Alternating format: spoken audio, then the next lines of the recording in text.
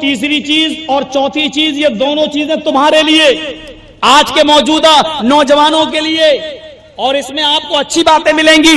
تیسری چیز پر غور کیجئے، پہلی چیز شرک مت کرنا، دوسری چیز ماں باپ کو مت ستانا، اور تیسری چیز وَلَا تَتْرُكَنَّ الصَّلَاةَ مَكْتُوبَةً مُتَعَمِّدًا فَإِنَّ مَنْ تَرَكَ الصَّلَاةَ مَكْتُوبَةً مُتَعَمِّدًا فَقَدْ بَرِئَتْ مِنْهُ ذِمَّةُ اللَّهِ۔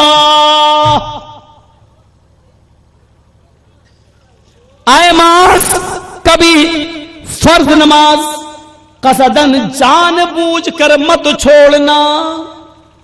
انڈیا پاکستان کا میچ آ رہا، آخری اوور دیکھ لوں پھر جاؤں گا نماز پڑھنے۔ انڈیا آسٹریلیا کا میچ آ رہا ہے، دیکھ لو یار، میچ بار بار تھوڑی آتا، چلو نماز تو بعد میں بھی پڑھ لیں گے۔ فرمایا وَلَا تَتْرُكَنَّ صَلَاةً مَكْتُوبَةً مُتَعَمِّدًا، فرض نماز کبھی قصدن جان بوجھ کر مت چھوڑنا۔ اذان کی آواز آئی اور چلو نکلو اپنے گھر سے مسجد کی طرف جاؤ، نماز پڑھتے رہنا، فرض نماز۔ ہاں ایسا ہو سکتا ہے کہ کبھی آپ کو ایمرجنسی کام ہے، فرض نماز پڑھ لیجیے، سنت چھوڑ کے آپ چلے جائیے، ایسا کر سکتے، لیکن فرض نماز آپ کبھی، باپ بیمار ہے آپ کو لے کے جانا ہے لیکن جماعت کھڑی ہے، جلدی سے آئیے نماز پڑھ لیجیے اور سنت چھوڑ دیجیے اور باپ کو لے کے اسپتال پہنچ جائیے۔ فرض نماز قصدن جان بوجھ کر نہیں چھوڑنا ہے۔ آگے اللہ نے کیا فرمایا؟ فَإِنَّ مَن تَرَكَ صَلَاةً مَكْتُوبَةً مُتَعَمِّدًا، جو فرض نماز جان بوجھ کر چھوڑتا ہے، فقط بریت منہ ذمۃ اللہ، تو اللہ کی ذمہ داری اس کے اوپر سے ہٹ جاتی ہے۔ اب اللہ کی کوئی ذمہ داری نہیں، مرو کٹو جو چاہو، چاہے آسام میں کاٹے جاؤ گے تو برما میں کاٹے جاؤ گے، تم گوہاٹی میں کاٹے جاؤ گے، جب تم نے اللہ کے احکام کا رعایت نہیں کی ہے اور اللہ کے اصولوں پر تم نے قیام نہیں کیا ہے تو اللہ کو بھی اب تمہاری کوئی پرواہ نہیں ہے۔ کٹو، دنیا میں کوئی ملک ایسا نہیں ہے جہاں ہم مارے نہیں جا رہے ہوں، جہاں ہم کاٹے نہیں جا رہے ہوں۔ خود مسلمانوں کے ملک کے حال دیکھ لیجئے، پاکستان کا حال یہ ہے کہ وہاں شیعہ اور سنی آپس میں مرے جا رہے ہیں، مسجدوں میں بمباریاں ہو رہی ہیں، آپس میں مسلمان کا قتل کر رہا ہے۔ آپ دیکھ لیجئے عراق کا کیا حال ہے، افغانستان کا کیا حال ہے، آپ دیکھ ڈالیے جو اپنے ملک ہیں ان ملکوں کا، لیبیا کا کیا حال ہے، انڈونیشیا کا کیا حال ہے۔ آج مسلمانوں کو کہیں دو گھونٹ پانی نہیں مل رہا ہے، کیوں؟ یہ اللہ کے رسول نے فرمایا تھا جب تم اللہ کی پرواہ نہیں کرو گے تو اللہ کو کی اوپر کوئی ذمہ داری نہیں رہتی ہے، اللہ کی کوئی ذمہ داری نہیں ہے۔ مرو کٹو، گاجر اور مولی تو پھر بھی چھیل کے کاٹی جاتی ہے، تم گاجر اور مولی سے بھی زیادہ بدتر طریقے سے کاٹے جاؤ گے، تمہیں پوچھا بھی نہیں جائے گا۔ جو مجرم ہوتا ہے اس سے آخری خواہش پھر بھی پوچھی جاتی ہے، لیکن تم کو اس طریقے سے مارا جائے گا کہ تم سے آخری تمنا بھی نہیں پوچھی جائے گی۔ فَإِنَّ مَن تَرَكَ صَلَاةً مَكْتُوبَةً مُتَعَمِّدًا فَقَدْ بَرِئَتْ مِنْهُ ذِمَّةُ اللَّهِ۔ کٹو مرو۔ نماز کا حال یہ تھا، ایک بار عمر ابن عبدالعزیز کا بیٹا، عمر ابن عبدالعزیز جانتے ہیں؟ عمر ابن عبدالعزیز ایک خلیفہ، ایک منسٹر گزرے، منسٹر، اسلامی منسٹر، اور مالک ابن دینار کہتے تھے کہ لوگ مجھے کہتے ہیں کہ بڑا نمازی ہے، بڑا پرہیزگار ہے، بڑا متقی ہے، بڑا ڈرنے والا ہے اللہ سے بڑا ڈرنے والا ہے، لوگوں میں اللہ سے کہاں ڈرتا ہوں۔ مالک ابن دینار بہت نمازیں پڑھتے تھے، دن میں روزہ رکھتے تھے، رات میں اٹھتے تھے اور اللہ کی عبادت کرتے تھے، تو لوگوں نے ان کو اس حال میں دیکھا تو کہا مالک ابن دینار تو بہت زیادہ عبادت بہت زیادہ اللہ سے ڈرتا ہے۔ تو مالک ابن دینار نے جب سنا کہ اللہ سے بہت زیادہ ڈرتا تو کہنے لگے لوگوں اللہ سے میں کہاں ڈرتا ہوں، نماز پڑھ لینا اللہ سے ڈرنا نہیں ہوا، روزہ رکھ لینا اللہ سے ڈرنا نہیں ہوا، رات میں اٹھ جانا اور نماز پڑھنا یہ اللہ سے ڈرنا نہیں ہوا۔ اللہ سے ڈرنا دیکھنا ہے تو عمر ابن عبدالعزیز کو دیکھو، متقی و پرہیزگار دیکھنا ہے تو عمر ابن عبدالعزیز کو دیکھو۔ منسٹر ہے، سونا اور چاندی کا ڈھیر ان کے پاس آیا لیکن انہوں نے جوتے کی نوک پہ ٹھکرا دیا، دنیا ان کے سامنے منہ کھول کے آئی لیکن انہوں نے دولت کو اپنے ہاتھ نہیں لگایا۔ ایک قمیض تھی ان کے پاس، ہمارے پاس تو دو تین جوڑے ہوتے ہیں، 10 جوڑے، ان کے پاس ایک قمیض تھی، گندی ہو جاتی تھی تو اسی کو دھلتے تھے اور اسی کو پہن کر پھر بیٹھتے آفس میں بیٹھا کرتے تھے، اپنی ایک قمیض میں ایک کپڑے میں اپنی پوری زندگی گزار لی۔ فرمایا متقی اس کو کہتے ہیں کہ جس کے پاس دنیا آئی، سونا اور چاندی آیا اور اس نے اس کو ہاتھ نہیں لگایا اور دھتکار دیا جوتے کی نوک پر۔ یہاں تو سارا جھگڑا دولت کا ہے، اگر باپ بیٹے سے ناراض ہے تو دولت کی وجہ سے، بیٹا اپنے باپ سے ناراض ہے تو زمین و جائیداد کی وجہ سے، شوہر اگر اپنی بیوی سے ناراض ہے تو دولت و جائیداد کی وجہ سے، تیرے باپ نے ہمیں جہیز نہیں دیا، موٹر سائیکل نہیں دی ہے، اور بیوی اپنے پتی سے اگر جلتی ہے تو اسی لیے کہ تم نے یہ گھر میرے نام نہیں کیا، اپنے بھائیوں کو دے رہے ہو، بہنوں کو دے رہے ہو، میرا بھی تو حق ہے، مجھے کیوں نہیں دے رہے ہو؟ اور آج ایک دوسرے کا جو مرڈر اور جو قتل ہو رہا ہے، یہ ساری کی ساری چیزیں اسی دولت کے راز میں مضمر ہیں۔ میرے بھائیوں، یہ دولت ایسی چیز ہے جس کے بارے میں قرآن نے پہلے ہی کہہ دیا تھا، یا ایھا الذین آمنوا لا تلھکم اموالکم ولا اولادکم عن ذکر اللہ۔ اے مسلمانوں، کہیں تمہیں تمہارا مال اور تمہیں تمہاری اولاد اللہ کی عبادت سے، اللہ کے ذکر سے، اللہ کی بھکتی سے کہیں غافل نہ کر دیں، کہیں نماز اور روزے سے تمہیں غافل نہ کر دیں، یعنی مال اور اولاد کی محبت کہیں تمہیں نماز اور روزہ چھوڑنے پر مجبور نہ کر دے۔ یہ مال اور دولت کی وجہ سے ہی سب کچھ ہوتا ہے۔ بیٹھا نوجوان، ارے بھائی اذان ہو رہی، تم جاؤ نماز پڑھنا۔ اب پیسہ ہے، دولت ہے، اب جانا بھی چاہ رہا ہے نماز پڑھنے۔ ہاں ایک فون آ گیا، ہیلو بھائی میں نے 4 ٹرک مال بھیجا ہے، 1 ٹرک میں نمبر 2 کا مال ہے، پولیس پیچھا کر رہی ہے، جاؤ ذرا جلدی جاؤ۔ اب نماز پڑھنے جاؤں کہ ٹرک رکھ دیا، فون چھوڑ دی، نماز بھاگ رہا ہے، اپنا مال چھڑانا چاہ رہا ہے، معاملات یہاں تک بڑھ جاتے ہیں۔ میرے بھائیوں، فرمایا جب غریبی میں تو نماز نہیں پڑھ سکا تو اب امیر بن جائے گا، جب تیرے پاس وقت ہی نہیں ہوگا اب تو عبادت کرے گا۔ عمر ابن عبدالعزیز کا بیٹا ایک بار نائی کی دکان پہ بیٹھ گیا اور بال کٹوانے لگا، باربر کی دکان پہ بیٹھ گیا اور بال کٹوانے لگا۔ اذان عصر کی اذان ہو گئی، جماعت ہو گئی، نماز ہو گئی۔ جب وہ مدرسے پہنچا تو کیا دیکھتا ہے؟ نماز ہو گئی۔ تو بعد میں اس نے وضو بنا کے نماز پڑھ لی، لیکن اس کے ٹیچر نے، استاد نے عمر ابن عبدالعزیز منسٹر سے شکایت کر دی، تمہارے بیٹے نے آج عصر کی نماز چھوڑ دی، اور عصر کی نماز کے ٹائم پر اس نے بال بنوائے اپنے۔ عمر ابن عبدالعزیز نے کہا میرے گھر ہوتا تو میں اس کو مارتا، مدرسہ دور ہے۔ اپنے غلام سے، اپنے خادم سے ایک ڈنڈا دے کر بھیجا اپنے خادم کو، اتنا موٹا ڈنڈا دیا، جاؤ اور استاد کو دے دینا، ٹیچر کو دے دینا، اور کہنا اتنا مارو میرے لڑکے کو اس ڈنڈے سے کہ جب تک یہ ڈنڈا ٹوٹ کر 3 ٹکڑے نہ ہو جائے تب تک چھوڑنا نہیں۔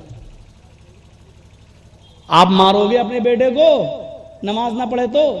بیٹا کہے گا چپ، مجھے کیوں مار رہا ہے، تو خود نماز نہیں پڑھ۔ باپ خود نماز نہیں پڑھتا تو بیٹے کو کیا مارے گا؟ فرمایا اللہ کے نبی نے جب بیٹا 7 سال کا ہو تو نماز کا حکم دو، 10 سال کا ہو اور نماز نہ پڑھے تو مار مار کے مسجد میں لے جاؤ۔ بیٹا 10 سال کا نماز نہ پڑھے تو باپ مارے، باپ 40 سال کا نماز نہ پڑھے تو کون مارے؟ دادا، وہ تو مر گیا، قبر میں سو رہا ہے، اس کو کون مارے؟ میرے بھائیو ذرا تصور تو کرو، ہم کہاں ہیں؟ فقط بریت منہ ذمت اللہ، جب تم نے اللہ کی ذمہ داری نہیں نبھائی تو اللہ کو تمہاری کوئی ذمہ داری نہیں۔ ان اللہ لا یغیر ما بقوم حتی یغیروا ما بانفسہم، خدا نے آج تک اس قوم کی حالت نہیں بدلی، نہ ہو جس کو خود خیال آپ اپنی حالت کے بدلنے کا۔ جب تک تم خود نہیں بدلو گے تو اللہ بھی نہیں بدلے گا۔ ایک چور چوری کرتا، اللہ اس کو چوری کے لیے چھوڑ دیتا ہے۔ ایک آدمی بلاత్కాر کرتا، اللہ اس کو بلاత్కాری کے لیے آزاد کر دیتا ہے۔ جب قوم کے اندر سے آتما نکل جاتی ہے تو اللہ اس کو ایسے ہی چھوڑ دیتا ہے۔ جب وہ قوم بدلنا چاہتی ہے تو پھر اللہ بدلتا ہے۔ چور چوری چھوڑنے کا ارادہ کرتا ہے اور کوشش کرتا ہے چھوڑنے کی تو اللہ بھی اس کی مدد کرتا ہے۔ جب تک ہم چھوڑنے کا ارادہ نہیں کریں گے اور نماز پڑھنے کا ارادہ نہیں کریں گے تو اللہ ہم کو کیوں بدلنے لگا؟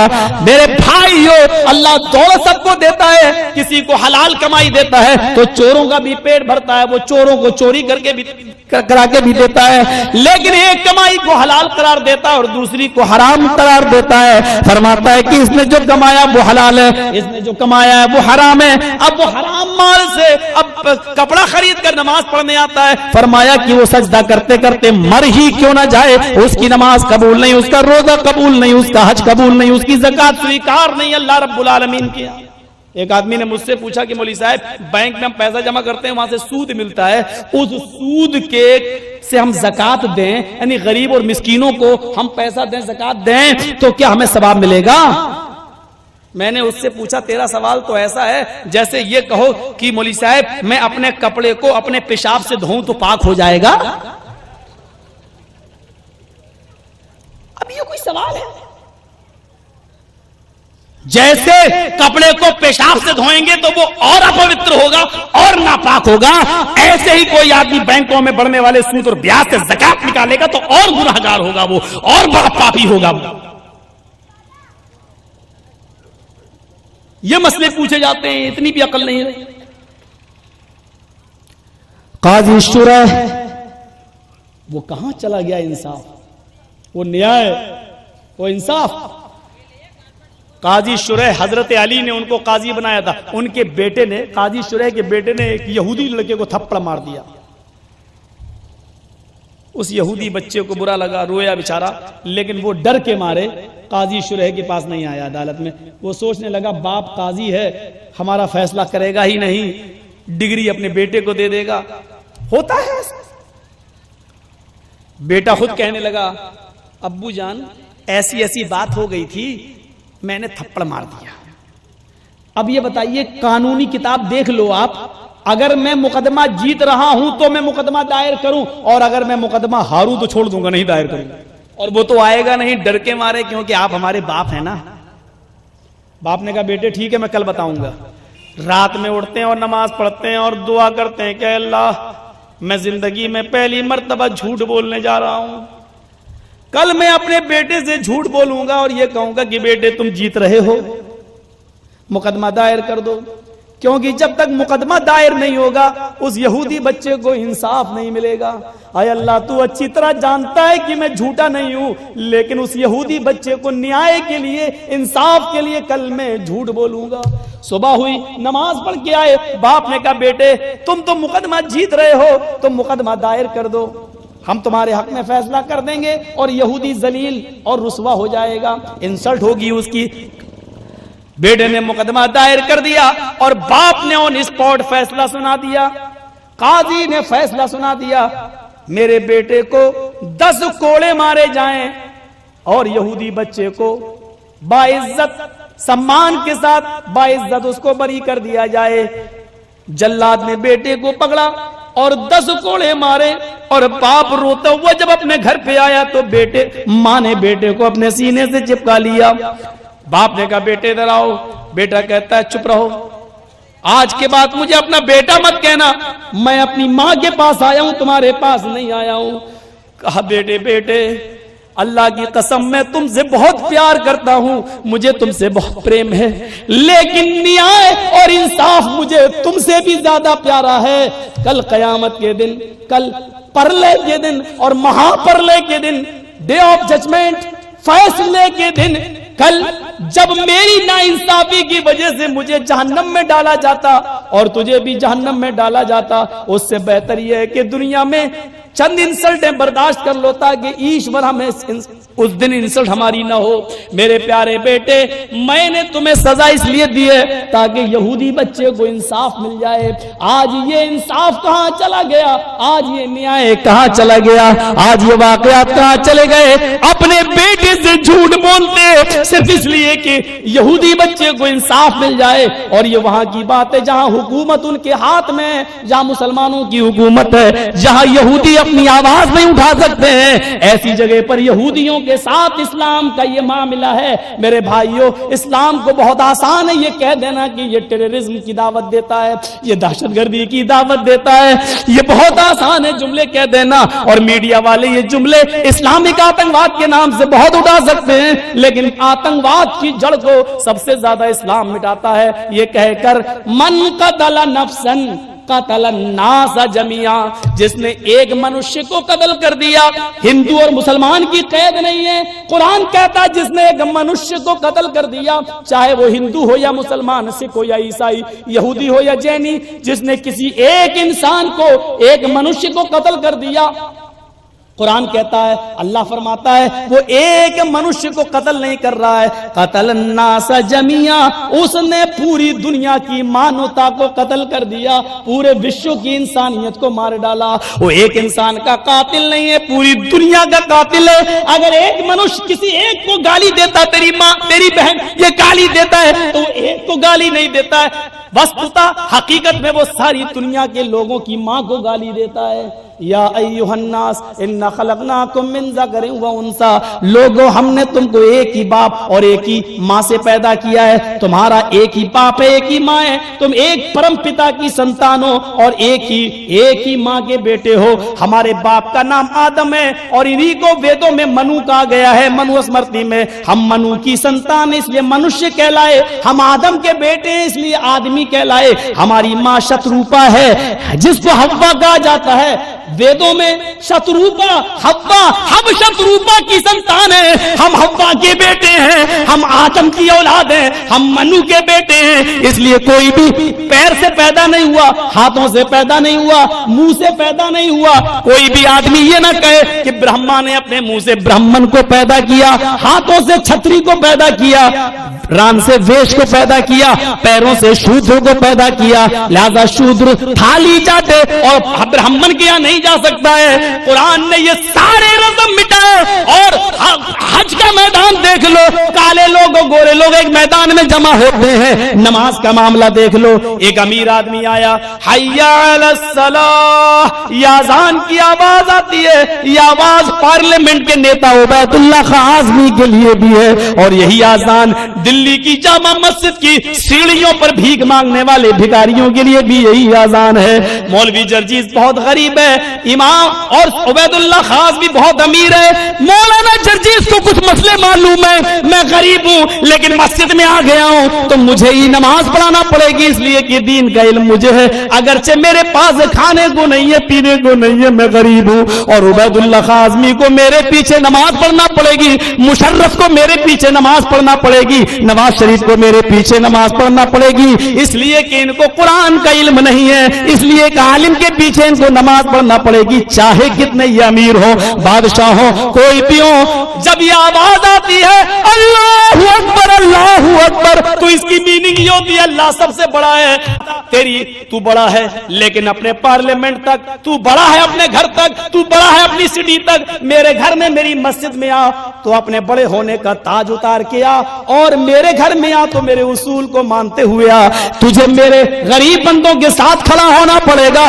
تجھے پیروں سے پیر ملانا پڑے گا، کاندھے سے کاندھا ملانا پڑے گا، ایک ساتھ نماز پڑھنا پڑے گی۔ ایک غریب امیر سے کس پاس کھڑا ہے، غریب امیر کے پاس، جس کے پاس باہر بیٹھنا بھی گوارا نہیں کرتا، ہوٹل میں چائے پینا بھی جس کے ساتھ گوارا نہیں کرتا، یہ سوچتا ہے کہ یہ میرے معیار کا آدمی نہیں ہے، یہ میری کسوٹی کا آدمی نہیں ہے، اس کو ہم اپنے پاس کیوں بٹھائیں۔ نماز پڑھتا ہے تو کاندھے سے کاندھا ملا ہوا ہے، پیر سے پیر ملا ہوا ہے، ایک ہی صف میں کھڑے ہو گئے محمود و ایاز، نہ کوئی بندہ رہا نہ کوئی بندہ نواز۔ آج اللہ کے گھر میں تم سب برابر کی حیثیت سے آئے، کوئی بڑا نہیں ہے کوئی چھوٹا نہیں ہے۔ میں عمرہ کرنے کے لیے گیا سعودی عرب کے اندر، مجھے خبر ملی کہ سعودیہ کا بادشاہ آ رہا ہے، جماعت کھڑی ہو چکی تھی، اللہ کی قسم سعودیہ کے بادشاہ کو سب سے پیچھے جماعت ملی، سب سے پیچھے جگہ ملی، سعودیہ کے بادشاہ کو کے لیے آگے جگہ نہیں دی گئی، آپ بعد میں آئے ہیں، آپ کو جہاں جگہ ملی آپ وہیں نماز پڑھیے،